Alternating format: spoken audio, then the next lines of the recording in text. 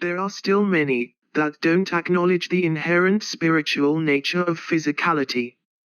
Even though many people seem to have developed a far more enlightened view towards the physical aspects of reality and the power of body exercise, growth, and movement in relation to spiritual development, there is still some misunderstanding when it comes to the highly spiritual and illuminating powers within the physical and corporeal action in general, and it is this topic that I would like to discuss in this video. My point of view is the point of view of what I refer to as inner alchemy, and this view tends to stress conscious awareness and the ability of the practitioner to engage in a deliberate course of inner action. Now, this at first sounds like a bit of a rejection of the physical, since inner alchemy seems to only stress inner action and subjective states. That is, it seems to only stress inner mental movement. And indeed, the techniques employed usually do stress a type of inner action that allow the practitioner to master the ability to move and manipulate in what might at first seem to only be a spiritual or non-physical dimension. But this only seems to be the case because we tend to greatly limit what we consider action, and therefore what we term real doing.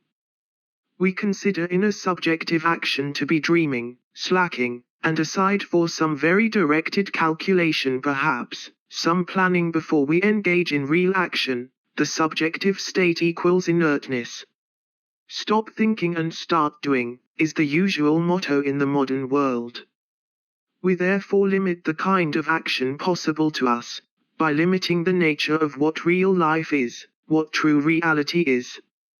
We create a rigid line in the sand that separates what is and what is not true, measurable, accurate, corporeal.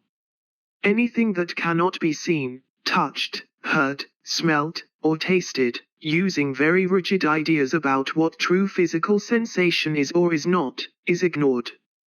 If you can't measure it with a physical ruler, if it's not ruled, it is not important.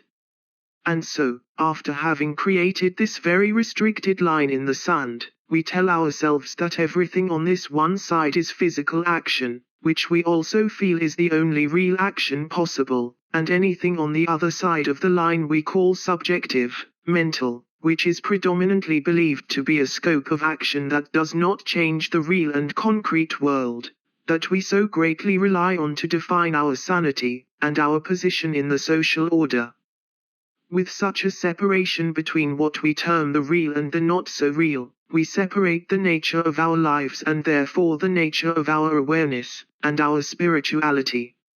Since we oftentimes consider the inner to not be important, we oftentimes also feel that the spiritual is not as important as actual physical action. And conversely, we often say that physical action can't be spiritual, because it's not what we term internal, divine, mystical, soulful, and pure. An odd bit of reasoning really, that greatly limits not only what kind of action we think is possible, but also what kind of things matter when it comes to causing change, or becoming more spiritual. Just think about that word, matters. What is matter? What is not matter? Who or in what way did the status quo decide what is and is not matter? And why is it that only important things matter? As a result of all this matter policing, many can come to the conclusion that the spiritual is not really important, because it has no relevance in the real world, it has no matter, and interestingly, and most importantly in relation to this video, the physical in retrospect cannot be spiritual because it is corpulent, fleshy, it is only matter, flawed, non-spiritual and often dirty matter.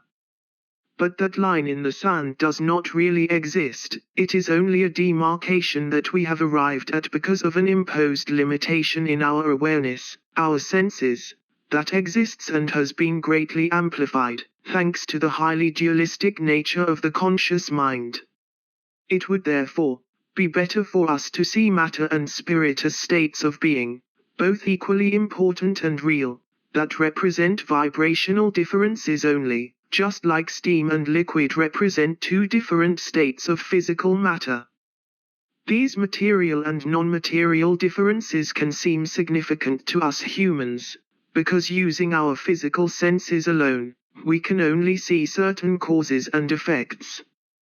But again, these causological differences are only the result of limited sensual experience, which we can control to a far greater degree than most realize, if we are only able to examine and expand the content of our belief systems.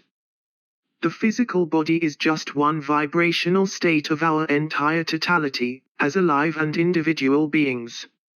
At other vibrational ranges we may call ourselves spirit, but we are not one and the other. We are not separate things made up of a spirit and a soul. The physical body is a part of the soul, and the subjective is part of that soul as well, and all of it is unified, it is one, and represents the totality of who we are, which is a large vibrational spectrum existing in many vibrational planes. The physical body therefore can be said to be as spiritual as even the most spiritual thing we can imagine, and the spiritual can be said to be as physical as the hardest thing that we may bump into. It's just that when we bump into the spiritual, we react in a different vibrational way, we perceive it differently, but we do feel the shock of the collision nonetheless. We may not feel a sharp and painful sting on our knee or elbow perhaps, but we do feel a sting in our heart, for example. When a physical body moves through space, it occupies a different position in space-time. As a result of this variance in space-time, it also changes the state of its position, and therefore its potential for perception, its positional awareness. If this movement is small, when we take a simple step for example, the change in awareness is small.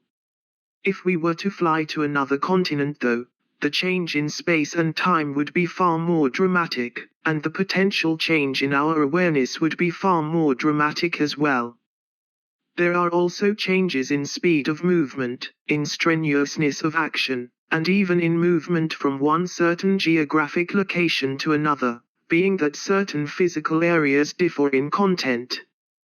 One area might have a lot of trees for example, while another area may have more electromagnetic radiation, etc.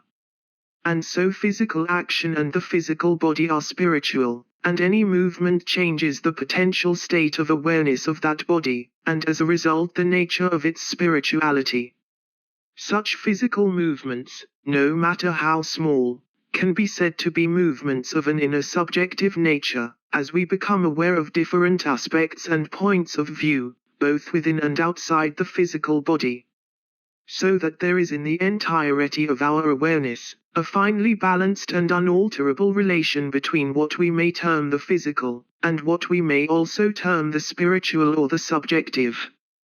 And there can be as much spiritual growth in participating in dancing, running, hiking, jumping, building a house, laying bricks, as there can be from the longest and deepest meditative session. A meditator may sit for a very long period of time, but if they can't focus their mind in the correct manner, all this meditation can become a bit of a waste.